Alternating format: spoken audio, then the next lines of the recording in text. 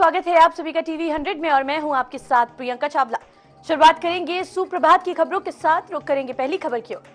संभल हिंसा में अब तक 4 लोगों की मौत, 12वीं कक्षा तक की सभी स्कूल बंद। हिंसा में 20 पुलिसकर्मी घायल। संभल तहसील में इंटरनेट सेवाएं भी बंद। हिंसा की जांच शुरू, उपद्रवियों पर लगेगा एनएसए। दरअसल यूपी के संभल में जामा मस्जिद के सर्वेक्षण का विरोध कर रहे प्रदर्शनकारियों की रविवार को पुलिस के साथ हिंसक झड़प हो गई। इसमें 4 लोगों की मौत हो गई, जबकि करीब 20 सुरक्षा कर्मियों समेत कई लोगों के घायल होने की खबर मिली है। इस हिंसा के बाद प्रशासन ने 12वीं तक के स्कूल बंद करने के आदेश दिए हैं। इसके साथ ही इंटरनेट सेवाओं पर भी बैन लगा दिया गया है।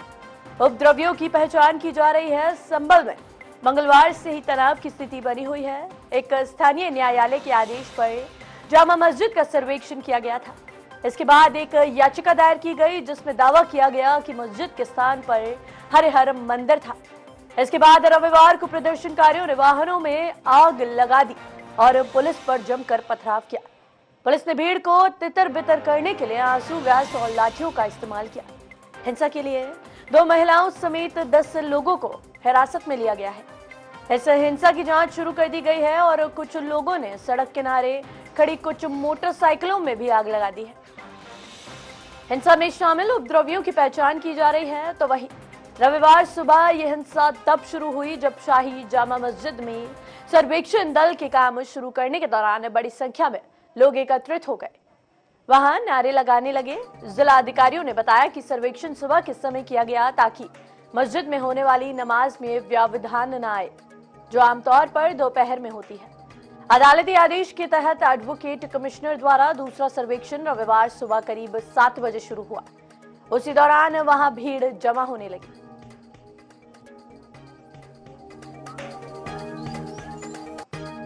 वहीं इसी खबर पर तमाम जानकारी हमारे साथ साझा करने के लिए हमारे साथ हमारे संवाददाता संभल से वीरपाल जुड़ चुके हैं। उनसे जानेंगे क्या कुछ स्थिति इस समय संभल जिले में बनी हुई है, कितनी मात्रा में यहाँ पर पुलिस प्रशासन रखा गया है, साथ ही यहाँ पर इंटरनेट सेवाएं बंद कर दी गई हैं, स्कूल बंद कर दिए गए हैं, क्या कुछ स्थिति बनी हुई है? जी, मैं आपको बता दूं कि एहतियात के तौर पर जिलाधिकारी ने 12वीं तक कक्षा तक के सभी स्कूलों को बंद कर दिया है। इंटरनेट की सुविधा 24 घंटे के लिए संभल तहसील में बंद है और जिलाधिकारी ने जो बाहरी लोग हैं उनके आने पर संभल में 1 दिसंबर तक की पाबंदी लगा दी है। ना ही कोई सामाजिक संगठन संभल में एंट्री कर पाएगा और ना ही कोई जनप्रतिनिधि। सभी लोग जो बाहरी हैं जो उन पर सभी पर 1 दिसंबर तक की जिलाधिकारी ने संभल में प्रवेश के लिए रोक लगा दी है। जी वीरपाल, यहाँ पे बात की जाए, अभी तक 4 लोगों की मौत हो चुकी है। इन लोगों में क्या लोकल लोग शामिल हैं या फिर जो उपद्रवियों में थे उनमें से कोई ये लोग शामिल हैं, या फिर पुलिस बल को भी यहाँ पर किसी ऐसी स्थिति में उनको भी कोई यहाँ पर घायल हुए हैं? क्या कुछ पूरा विस्तार से बताइए। जी, मैं आपको बता दूं कि जो मौतें हुई हैं वो लोकल हुई हैं, जो संभल के ही लोग हैं और पुलिस प्रशासन में कप्तान के भी मतलब चोट लगी है। एक डिप्टी कलेक्टर है, उनके लिए उनके पैर में फ्रैक्चर हुआ है और सीओ है, उनके छर्रे लगे हैं और भी पुलिसकर्मी हैं जो कई छर्रे लगे हैं और घायल हुए हैं। जी वीरपाल, बात की जाए, अभी तक 20 पुलिस कर्मियों के घायल होने की भी सूचना यहाँ पर मिल चुकी है। क्या लगता है कब तक ये स्थिति नियंत्रित होगी, कब तक यहाँ पर शांतिपूर्ण माहौल बनेगा? चलिए वीरपाल, तमाम जानकारी हमारे साथ साझा करने के लिए आपका बहुत बहुत शुक्रिया। आगे बढ़ेंगे खबरों की ओर।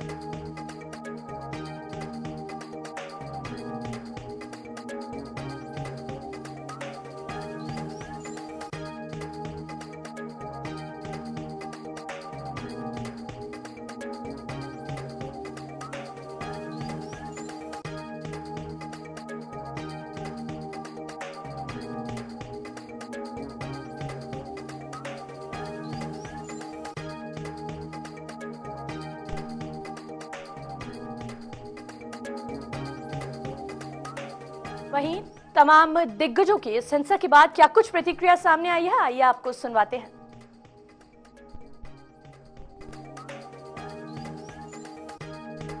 कि सांबर में जो एक समुदाय की ओर से ये हमला किया गया और वो भी एक सरकारी तंत्र पर, ये हमला सरकारी तंत्र पे नहीं है, भारत के लोकतंत्र पे है, भारत के कानून पर है, जिसे भारत के कानून पर उनको भरोसा नहीं है। और यही दुर्भाग्य है भारत का कि राहुल गांधी जैसे लोग, कांग्रेस जैसे लोग इस विधानसभा के चुनाव में मुसलमानों को टूल बनाया। उंगली उठाते हैं, कभी न्यायपालिका पर उंगली उठाते हैं। उठा दिया संभल में। अरे भाई, संभल में सर्वे के लिए जो टीम गई है, ये न्यायपालिका के आदेश पर गई है और वहां जो कुछ गड़बड़ हुआ है, पुलिस ने अपना काम किया है, कानून ने अपना काम किया है, कानून अपना काम करेगा। आप क्या कह रहे हो? आपको शर्म नहीं आती? आप किसके साथ खड़े हैं? न्यायपालिका को आप मानेंगे नहीं, निर्वाचन आयोग को मानेंगे नहीं, संविधान को आप मानेंगे नहीं, झूठी कस्में खाएंगे। इस प्रकार की बयानबाजी को प्रदेश की जनता कभी स्वीकार नहीं करेगी। समाजवादी पार्टी को अपने कुकृत्यों के लिए प्रदेश की जनता से माफी मांगनी चाहिए, क्षमा मांगनी चाहिए। अपने को मानने का प्रयास कर रहा है। मैं समझता हूं कि आदरणीय योगी जी और मोदी जी के नेतृत्व में सरकार चल रही है, ये संवैधानिक मूल्यों का आदर भी कराएगी, कानून का पालन करना पड़ेगा। ये कोई तुगलक की फरमा नहीं चल सकता, तुगलक की सरकार नहीं चल सकती, फतवे नहीं चल सकते। देश का कानून सब लोगों पर लागू है, वो मानना पड़ेगा। इस तरह की अराजकता, गुंडई और न्यायालय के आदेश की अवहेलना या उसके खिलाफ जिस तरीके से आप देख रहे हैं तांडव करने का प्रयास कर रहे हैं, ये योगी जी की सरकार में चलने वाला नहीं है। निश्चित रूप से कानून उनको ठीक कर देगा, कानून का राज रहेगा, किसी की गुंडई, अराजकता ये चलने वाली नहीं है। बात किसी से छुपी नहीं है कि हमारे देश में सिर्फ संभल ही नहीं, ऐसे कई एरियाज हैं जहां पे हिंदू जा नहीं सकते और खासकर शाम के बाद जा नहीं सकते। उन एरिया में जो है अपनी तरीके से जो है शारिया लॉ भी लगाने की कोशिशें हो रही हैं, रिफ्यूजीज को लाया जाता है और उनको नकली आधार कार्ड, वोटर आईडी, तो ये तो खैर किसी से छुपा नहीं है। लेकिन ये है कि आप मीडिया वालों का दायित्व बनता है कि इन चीज़ों को बाहर लाएं, देश को जागरूक करें। और वो जो हमारा एक मंत्रा है, एक है तो नेक है, बटेंगे तो कटेंगे, तो वो ये साक्षात हमें दिखता है कि हमें अपने ही देश में जो है एकजुट बन के रहना है। चुनावों में मिली करारी हार से बौखलाई समाजवादी पार्टी, जिसको मैं अभी वो उनको मैं शोक संवेदना भी देना चाहता हूं, वो इस कदर बौखलाए हैं कि संभल में या प्रदेश के किसी और शहर में दंगा फैलाने वालों का समर्थन कर रहे हैं। ये जो संभल में उपद्रव हो रहा है, इसके पीछे समाजवादी पार्टी के नेता हैं। उत्तर प्रदेश के मुख्यमंत्री योगी आदित्यनाथ जी और उत्तर प्रदेश के पुलिस प्रशासन से मैं मांग करना चाहता हूं कि संभल कल्कि भगवान की अवतरण स्थली है, 24 कोस की परिधि में भगवान अवतार लेंगे, ये पुराणों में लिखा है। संभल बहुत शांति प्रिय और बहुत ही मोहब्बत का स्थान है। पत्थरबाजी पुलिस ऐसा कार्रवाई करेगी, बूथ लूटेगी अगर, तो आगे चल के लोग क्या करेंगे? निराश होकर।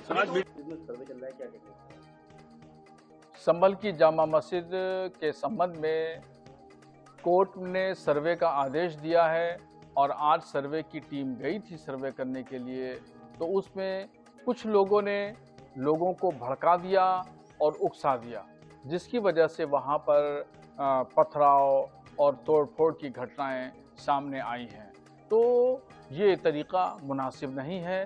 मैं संभल के मुसलमानों से अपील करूंगा कि वो पैगंबर इस्लाम की जो शिक्षा है, यानी अमन और शांति, तो अमन और शांति को बनाए रखें। बाहर सूरत अमन को अपने हाथ से न छोड़ें, सब्र और तहम्मुल और बर्दाश्त का मुजाहरा करें और किसी भी एतबार से किसी शख्स को कोई तकलीफ न पहुंचाएं। घटना बहुत ही हृदय विदारक। इस देश में हो क्या रहा है? आप कानून को नहीं मानेंगे, जब मर्जी आएगा, जब उस तरीके का आप कोई नया नैरेटिव खड़ा करते हैं। सबसे पहले मैं संभल की आवाम से अपील करूंगा कि शांति व्यवस्था बनाए रखें। उसके साथ साथ मैं संभल के स्थायी प्रशासन से भी ये कहूंगा कि राजनीतिक आकाओं को खुश करने से बचें। संसद का शीतकालीन सत्र आज से आम लोगों से जुड़े कई बिल पेश करेगी सरकार। 20 दिसंबर तक चलेगा शीतकालीन सत्र। वक्फ संशोधन विधेयक पर रिपोर्ट सौंप सकती है जेपीसी। अडानी समेत कई मुद्दों पर हंगामे को तैयार विपक्ष। दरअसल संसद का शीतकालीन सत्र आज से शुरू हो रहा है। ये सत्र 20 दिसंबर तक चलेगा। परंपरा के अनुरूप प्रधानमंत्री नरेंद्र मोदी सत्र के पहले दिन संसद भवन परिसर में हंस द्वार के समीप महत्वपूर्ण विषयों पर जानकारी देंगे। जहां संविधान दिवस की 75वीं वर्षगांठ पर 26 नवंबर को एक विशेष कार्यक्रम भी आयोजित किया जाएगा। ये कार्यक्रम संविधान सदन में होगा। गौरतलब है कि संसद के पुराने भवन को अब संविधान सदन कहा जाता है, जहां सेंट्रल हॉल में संविधान दिवस का कार्यक्रम होगा। केंद्रीय संसदीय कार्य मंत्रालय ने बताया कि 26 नवंबर को संविधान को अपनाने की 75वीं वर्षगांठ आयोजित की जाएगी। संविधान दिवस का ये कार्यक्रम संविधान सदन के सेंट्रल हॉल में होगा। इस सत्र में दोनों सदनों की कई बैठकें होनी हैं, जबकि 26 नवंबर को राज्यसभा और लोकसभा की बैठकें नहीं होंगी। सरकार ने सत्र में विचार के लिए वक्फ संशोधन विधेयक सहित 16 विधेयकों की सूची तैयार की है।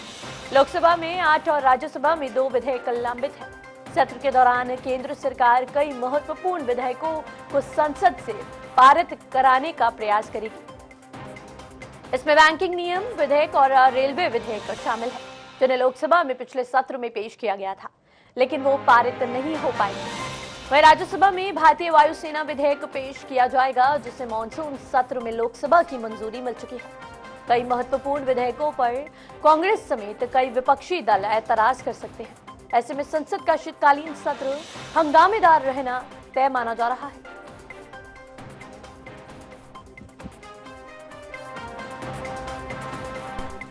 आज संसद का शीतकालीन सत्र शुरू हो रहा है। 20 दिसंबर तक ये सत्र चलेगा।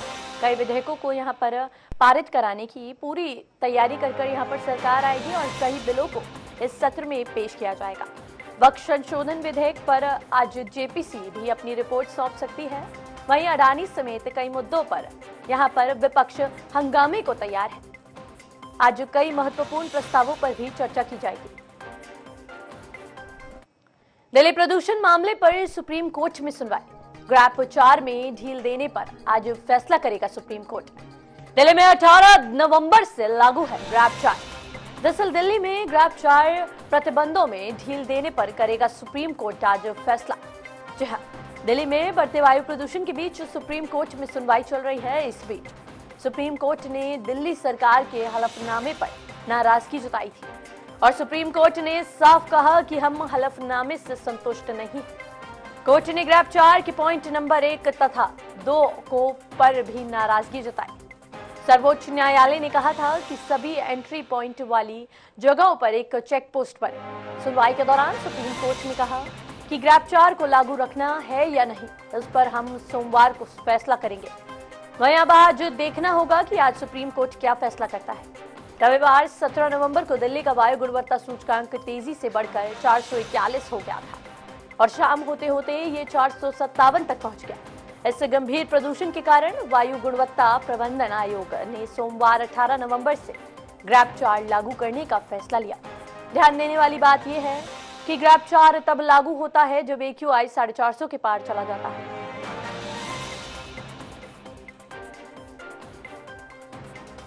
दिल्ली प्रदूषण मामले में आज सुप्रीम कोर्ट में सुनवाई होने वाली है। ग्रैप 4 में ढील देनी है या नहीं, इस पर आज सुप्रीम कोर्ट फैसला करेगा। 18 नवंबर से ग्रैप 4 की पाबंदियां लागू की गई थी।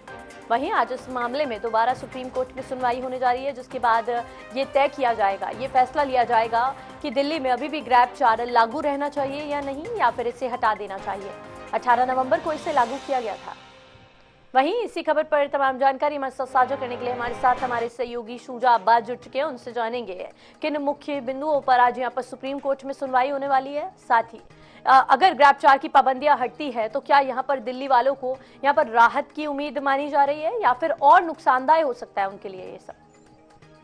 देखिए प्रियंका, बता दूं आपको कि दिल्ली में प्रदूषण का मामला लगातार सुप्रीम कोर्ट में विचाराधीन है और सुप्रीम कोर्ट ने खुद इस मामले पर भी संज्ञान लिया है और इसी सिलसिले में आज एक बार फिर सुनवाई होनी है। आपको बता दें कि इससे पहले जब सुप्रीम कोर्ट में सुनवाई हुई थी तो सुप्रीम कोर्ट ने दिल्ली सरकार को कड़ी फटकार लगाई थी और ये आदेश दिया था कि जब तक सुप्रीम कोर्ट का आदेश ना हो तब तक ग्रैब 4 की पाबंदियां दिल्ली से नहीं हटेंगी।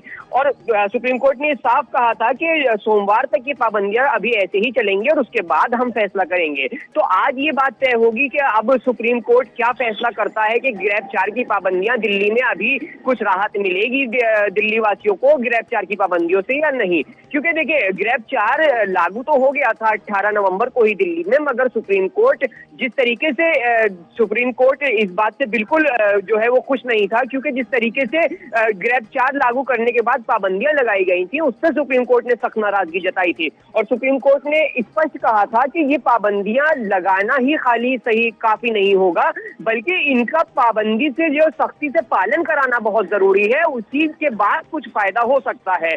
और ये देखिए हालांकि ग्रैब 4 की जो पूरा एक तरीका होता है वो ये होता है कि 450 से ऊपर जब वायु गुणवत्ता सूचांक होता है तब ग्रैब 4 लागू किया जाता है। मगर पिछली सुनवाई में ही सुप्रीम कोर्ट ने ये बिल्कुल स्पष्ट कह दिया था कि चाहे दिल्ली का वायु गुणवत्ता सूचांक यानी AQI 300 तक ही क्यों ना आ जाए, मगर दिल्ली सरकार को कोई अधिकार नहीं है कि वो सुप्रीम कोर्ट के आदेश से पहले दिल्ली से ग्रैब 4 की पाबंदियों को हटाए। तो अब देखिए आज की सुनवाई उसी पर है सब कुछ, के आज सुप्रीम कोर्ट दोबारा फैसला करेगा, विचार करेगा कि क्या अभी स्थिति है वर्तमान में दिल्ली की, और उसके बाद विचार करने के बाद ही ये फैसला सुप्रीम कोर्ट लेगा और ये भी स्थिति आज क्लियर हो जाएगी कि अभी ग्रैब 4 की पाबंदियां कब तक दिल्ली में लागू रहेंगी। प्रियंका, शुजा, बात की जाए ग्रैब 4 की पाबंदियां तब लागू की जाती है जब 450 के पार होता है प्रदूषण की स्थिति में। ऐसे में क्या कुछ स्थिति इस समय प्रदूषण की, कितना AQI दिल्ली में बना हुआ है, क्या यहाँ पर अभी भी खराब श्रेणी में दर्ज किया जा रहा है?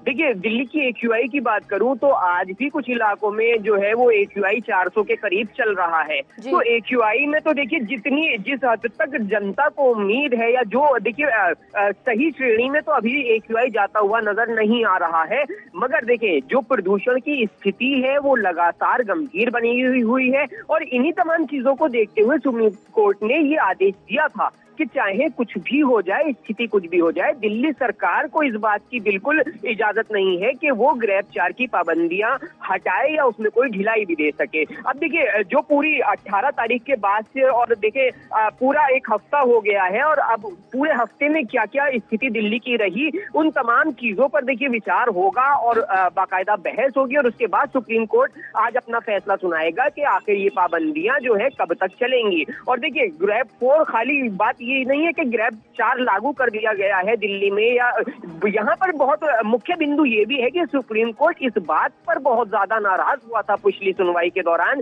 सुप्रीम कोर्ट ने बिल्कुल स्पष्ट कहा था कि ग्रैब 4 लागू कर देना काफी नहीं है, बल्कि ग्रैब 4 में जो पाबंदियां बनाई गई हैं, जो पाबंदियां हैं, उन पाबंदियों को भी जो है वो सख्ती से उन पाबंदियों का पालन करना पड़ेगा, तभी कुछ फायदा हो सकता है। क्योंकि कागजों पर सिर्फ जो है कोई ग्रैब 3 या ग्रैब 4 लागू कर देना काफी नहीं होगा। और देखिए यही वजह थी, हमने देखा कि ग्रैब 3 के बाद जब ग्रैब 4 लागू किया गया तो पूरे 100 घंटे का भी समय नहीं था बीच में कि जब ग्रैब 3 की पाबंदियां लागू हुई और ग्रैब 3 के बाद ग्रैब 4 लागू कर दिया गया। तो कहीं ना कहीं इसके पीछे ये कारण नजर आया। सुप्रीम कोर्ट ने भी ये कहा कि खाली ग्रैब के चरण लागू कर देना काफी नहीं है, बल्कि जो पाबंदियां हैं उन पाबंदियों को भी जो है वो सख्ती से पालन कराना पड़ेगा, दिल्ली की सड़कों पर उनका जो है पालन कराना पड़ेगा, तभी कुछ स्थिति नियंत्रण में आ सकती है। तो अब देखने वाली बात है, सबकी निगाहें इस बात पर टिकी हुई हैं कि आज के फैसले में, आज की सुनवाई के बाद क्या फैसला सुप्रीम कोर्ट सुनाता है। प्रियंका, चलिए शुजा, तमाम जानकारी हमारे साथ साझा करने के लिए आपका बहुत बहुत शुक्रिया। आगे बढ़ेंगे खबरों की ओर। बरेली में निर्माणाधीन पुल से नदी में गिरी कार, गूगल मैप के जरिए अधूरे पुल पर चढ़ी कार। हादसे में 2 सगे भाइयों समेत 3 युवकों की मौत। गूगल मैप के जरिए कार चला रहा था चालक। दरअसल उत्तर प्रदेश के बरेली में बड़ा हादसा हो गया। निर्माणाधीन पुल पर चढ़ी कार रामगंगा में जा गिरी। हादसे में 2 सगे भाइयों समेत 3 लोगों की मौत हो गई है। वहीं बताया जा रहा है कि रामगंगा नदी पर बना पुल टूटा हुआ था। चालक गूगल मैप के सहारे गाड़ी चला रहा था। जब तक चालक को पता चला कि आगे सड़क नहीं है, तब तक बहुत देर हो चुकी थी। इस हादसे में 3 लोगों की भी अलग मौत हो गई है। वहीं घटना की सूचना मिलते ही बरेली के फरीदपुर थाने और बदायूं के दातागंज थाने की पुलिस मौके पर पहुंची। मौके पर पहुंची पुलिस ने कार को नदी से बाहर निकलवा कर सवार 3 लोगों को बाहर निकाला, मगर जब तक लोगों को बाहर निकाला गया तब तक बहुत देर हो चुकी थी। बताया जा रहा है कि यह हादसा जीपीएस नेविगेशन के चलते हुआ।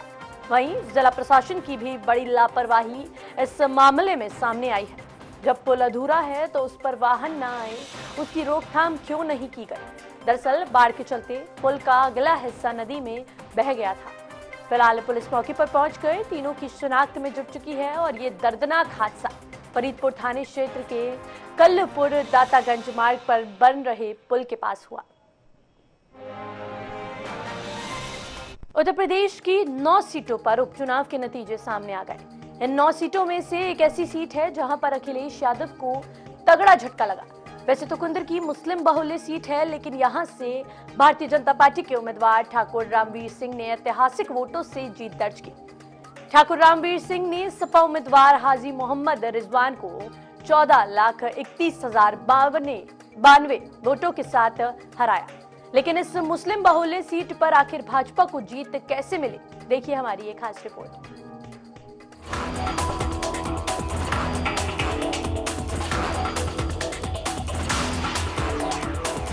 यूपी में सपा को करारा झटका। मुस्लिम वोटरों ने भी किया सपा से किनारा। कुंदरकी में मुस्लिमों ने कर दिया अखिलेश यादव के साथ खेल। सपा उम्मीदवार हाजी रिजवान की 1,43,192 वोटों से हार। उत्तर प्रदेश की 9 सीटों पर उपचुनाव के नतीजे सामने आ चुके हैं। इन 9 सीटों में से एक सीट ऐसी है जहां पर अखिलेश यादव को सबसे तगड़ा झटका लगा है और वो सीट है मुरादाबाद की कुंदर की सीट। वैसे तो कुंदर की सीट मुस्लिम बाहुल्य सीट है, लेकिन यहां से भाजपा उम्मीदवार ठाकुर रामवीर सिंह ने ऐतिहासिक जीत दर्ज की है। ठाकुर रामवीर सिंह ने सपा उम्मीदवार हाजी मोहम्मद रिजवान को 1,43,192 वोटों के बड़े अंतर से हराया है।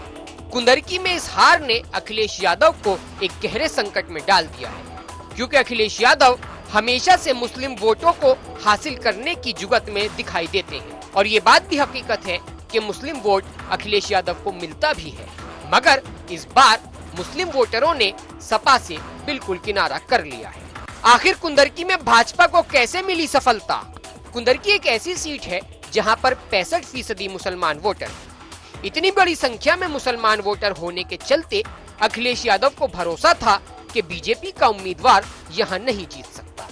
हालांकि इस उपचुनाव में हिंदू मुसलमान का ध्रुवीकरण नहीं था, बल्कि मुसलमान के बीच तुर्क और शेख बिरादरी के ध्रुवीकरण ने भाजपा के लिए जीत के रास्ते साफ कर दिए। समाजवादी पार्टी का तो सीधा आरोप है कि भाजपा ने ईवीएम में वोट डंप कराए हैं, लेकिन मुसलमानों के बीच सपा उम्मीदवार हाजी मोहम्मद रिजवान को लोकप्रियता के मामले में ठाकुर रामवीर सिंह ने पीछे छोड़ दिया। ठाकुर रामवीर सिंह लगातार 3 बार से चुनाव हार रहे, लेकिन इस बार उन्हें पता था कि बिना मुस्लिम वोटों के वो इस सीट को नहीं जीत सकते और यही कारण था कि पिछले 2 दशकों से मुसलमानों के बीच मेहनत कर रहे थे और उनकी ये मेहनत रंग भी लाई है। वैसे तो उत्तर प्रदेश में बटेंगे तो कटेंगे का नारा खूब चला, लेकिन कुंदरकी में खुद भाजपा प्रत्याशी इस्लामी टोपी और अरबी गमछा पहनकर चुनाव प्रचार करते नजर आए। रामवीर सिंह किसी विधायक से बड़ा दरबार लगाने और मुसलमानों के कार्यक्रमों में शामिल होने के लिए बहुत फेमस है। इस चुनाव में मुस्लिम मतदाताओं ने उन्हें खूब वोट दिया। हाजी रिजवान कुंदरकी से 3 बार से विधायक हैं, लेकिन वे जनता की उम्मीदों पर खरे नहीं उतरे। मतदान वाले दिन तो उन्हें चुनाव रद्द करने तक की मांग कर दी थी। फिर क्या था, मुस्लिम वोटरों ने दोपहर के बाद एक तरफा वोटिंग बीजेपी के लिए ही कर डाली। 2.5 साल की बात है, ठाकुर रामवीर सिंह पर एक्सपेरिमेंट कर लेते हैं। अगर वो उम्मीद पर खरे उतरते हैं तो ठीक है, वरना 2027 में फिर समाजवादी पार्टी को जिता देंगे। शायद ऐसी ही कुछ सोच लोगों की रही हो। सबसे खास बात ये है कि उपचुनाव में सबसे ज्यादा मतदान भी इसी सीट पर हुआ है। यहाँ 57.7% मतदान हुआ था। यहाँ 65% मुस्लिम वोटर हैं और यहाँ सबसे ज्यादा वोट डले। इस सीट पर भाजपा 1993 से जीत नहीं पाई थी, मगर अब इसी सीट पर ठाकुर रामवीर सिंह ने जीत दर्ज करके सबको हैरान कर दिया। उत्तर प्रदेश की कुंदरकी विधानसभा सीट भारतीय जनता पार्टी के लिए कितनी महत्वपूर्ण है, इस बात का अंदाजा सिर्फ इससे लगाया जा सकता है कि उपचुनाव में जीत के बाद मुख्यमंत्री योगी आदित्यनाथ ने खास तौर से कुंदरकी सीट की बात की। मुख्यमंत्री योगी आदित्यनाथ ने कहा कि कुंदरकी में राष्ट्रवाद की विजय है। कुंदरकी की विजय बताती है कि आने वाले समय में समाजवादी पार्टी कहां जाने वाली है। कुंदरकी पर भारतीय जनता पार्टी की विजय, ये राष्ट्रवाद की विजय है। ये राष्ट्रवाद की विजय है, विरासत और विकास की विजय है। हर व्यक्ति को अपनी जड़ और अपनी मूल की याद आती है और मुझे लगता है कि जो लोग कभी भूले भटके रहे होंगे उन सबको, किसी को अपना गोत्र याद आया होगा, किसी को अपनी जाति याद आई होगी। धन्यवाद। और विरासत पर ये विजय विरासत की विजय है और कुंदरकी की ये विजय बताती है कि आने वाले समय में समाजवादी पार्टी कहां जाने वाली है। उत्तर प्रदेश की राजनीति में मुस्लिम वोटों का हमेशा से बहुत महत्व रहा है।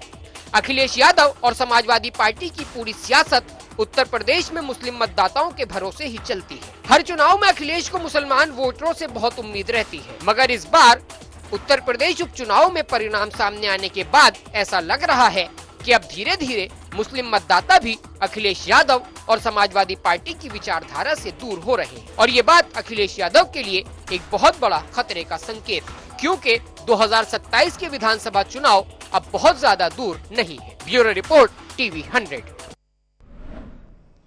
सुप्रभात की खबरों के लिए फिलहाल इतना ही। देश दुनिया से जुड़ी तमाम खबरों के लिए बने रहे हमारे साथ और देखते रहें टीवी 100।